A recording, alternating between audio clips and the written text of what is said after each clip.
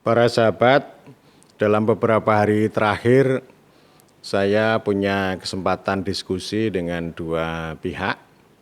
Yang pertama dengan jajaran pemerintah desa BPD, Lembaga Kemasyarakatan. Kemudian yang kedua dengan para pendamping desa Daerah Istimewa Yogyakarta. Nah, diskusi dengan desa itu ada pertanyaan yang hadir untuk saya. Pertanyaannya begini. Kalau kewenangan desa sudah dipreteli, sudah habis, lalu apa yang bisa kami lakukan supaya desa itu bisa tumbuh menjadi kuat dan mandiri? Itu pertanyaan pertama. Pertanyaan kedua, di diskusi dengan pendamping itu ada pertanyaan begini. Pemberdayaan pendampingan desa itu begitu luas dan rumit, kompleks gitu.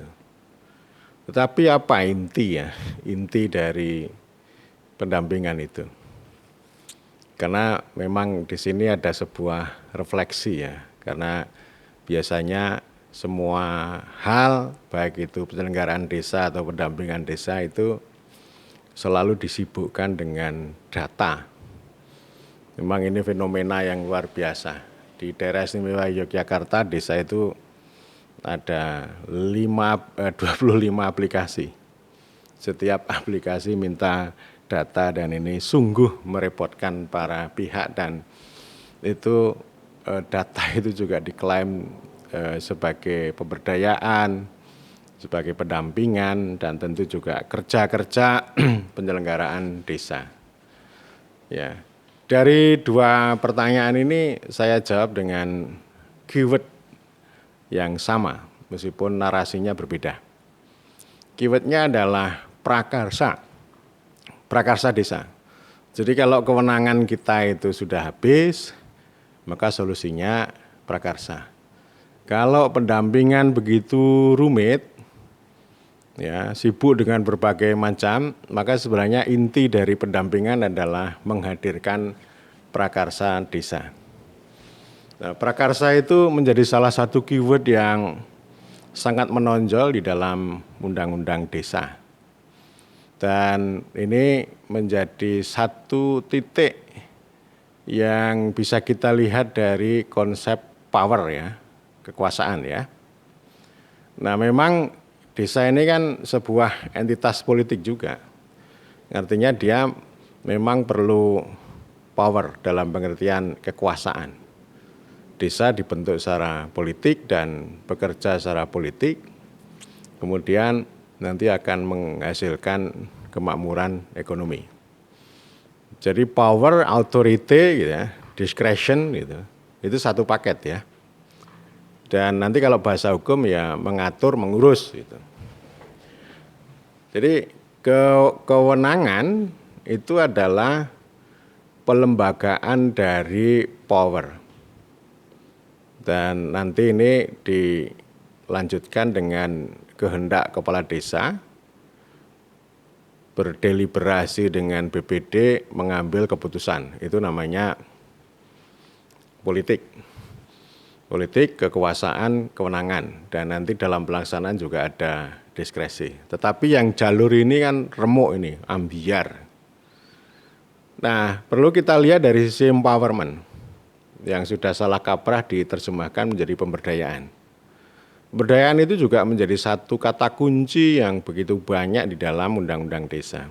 Mulai dari visi misi, kemudian menjadi salah satu asas di dalam undang-undang desa, kemudian juga menjadi salah satu ranah kewenangan yang diatur diurus oleh desa, yaitu pemerintahan, pembangunan, pemberdayaan, dan kemasyarakatan. Jadi inti pemberdayaan itu ya sama tadi, kewenangan tadi adalah prakarsa. Dan saya pernah menyampaikan bahwa prakarsa ini menjadi salah satu poin penting dalam tradisi berdesa. Nah, prakarsa itu itu sama dengan gagasan. Saya selalu mengingat legenda Afrika Selatan, Nelson Mandela. Dia bilang bahwa kita harus mengakhiri politik sebagai panglima, hukum sebagai panglima, ekonomi sebagai panglima, digantikan atau didahului dengan gagasan sebagai panglima. Jadi gagasan dengan prakarsa ini ya, ini dua sisi mata uang. Artinya kalau kita melakukan empowerment, pemberdayaan, maka prakarsa itu yang penting dihadirkan. Nah, apa yang perlu dihadirkan? Nah, kalau menurut tradisi berdesa ya kepentingan masyarakat setempat.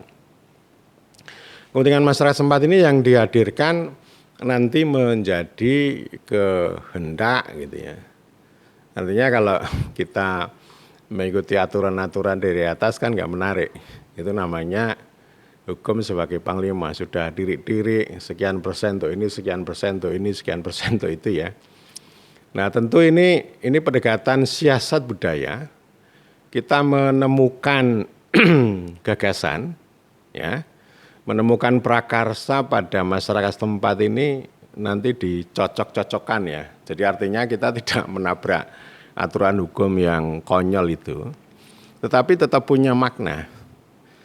Dan ini contohnya begini, contohnya ya, ini sejumlah desa di kawasan timur sana, karena nggak ada listriknya ya biar pet lah.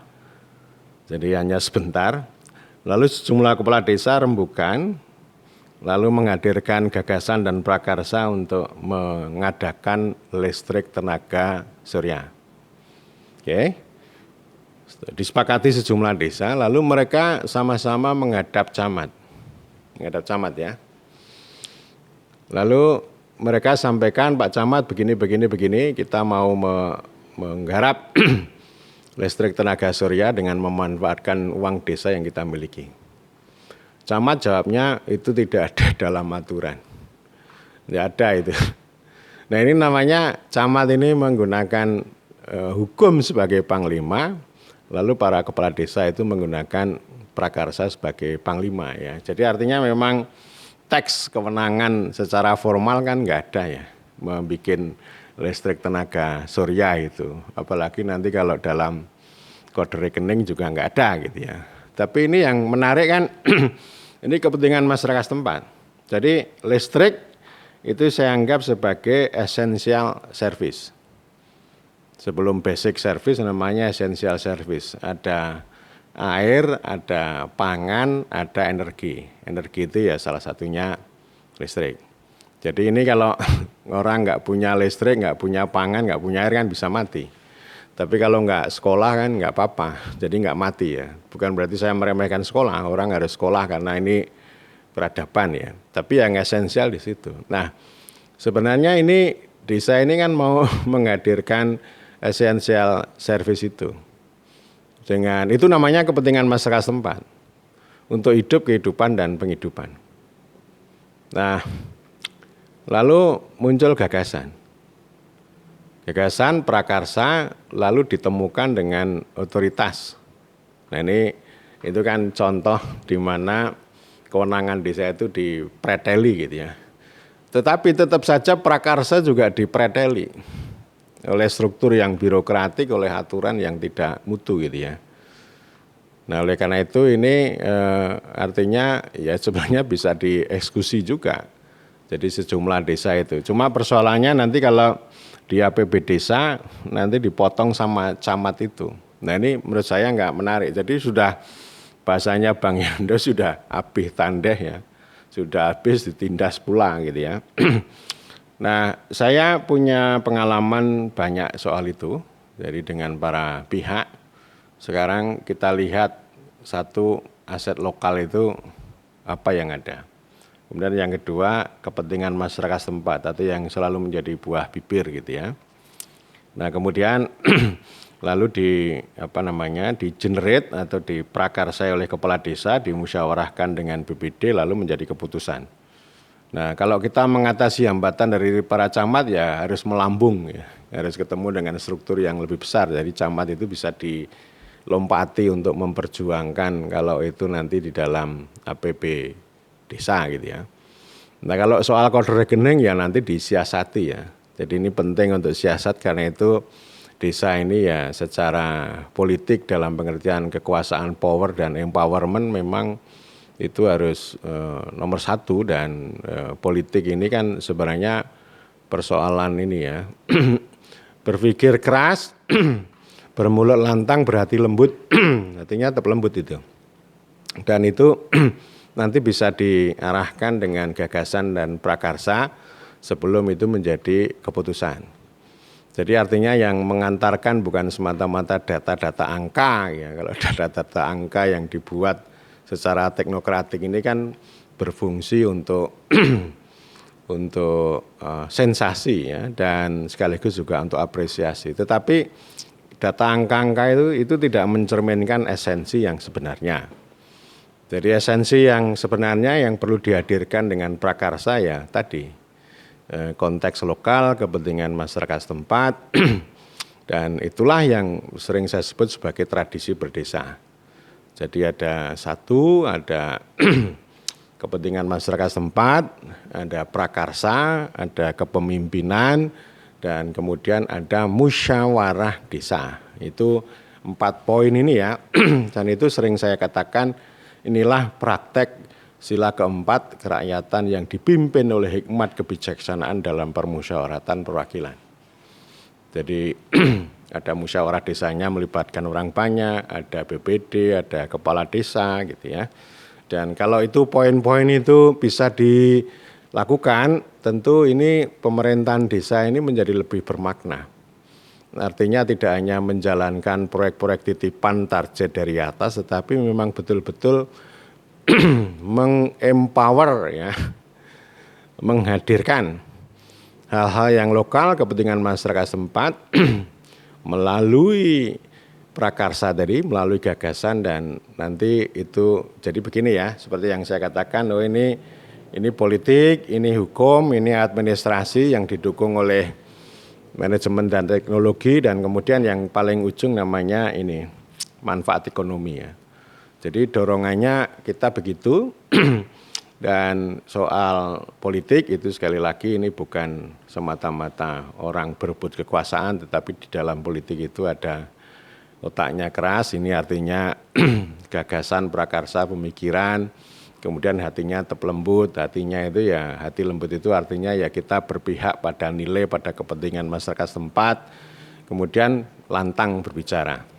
Jadi harus diomongkan di dalam ruang-ruang publik, sehingga ini bisa menunjukkan sikap dan itu akan mengantarkan keputusan yang nanti akan berguna untuk orang banyak.